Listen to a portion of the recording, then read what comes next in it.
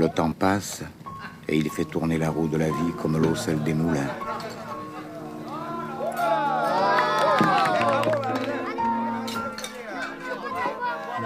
Cinq ans plus tard,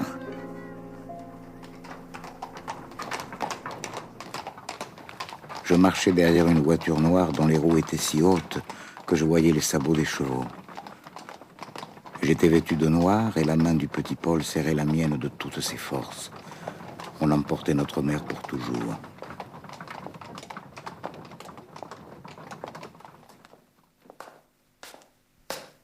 Pendant des années, jusqu'à l'âge d'homme, nous n'avons jamais eu le courage de parler d'elle. Puis le petit Paul est devenu très grand. Il portait une barbe de soie. Dans les collines de l'Étoile, qu'il n'a jamais voulu quitter, il menait son troupeau de chèvres. Il fut le dernier chevrier de Virgile. Mais à 30 ans, il disparut à son tour.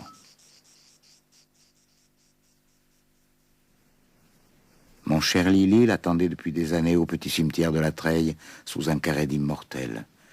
En 1917, dans une noire forêt du Nord, une balle en plein front avait tranché sa jeune vie, et il était tombé sur des touffes de plantes froides dont il ne savait pas les noms.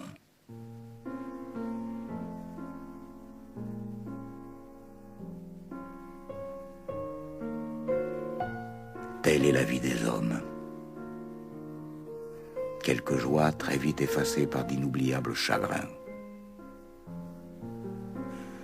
Il n'est pas nécessaire de le dire aux enfants.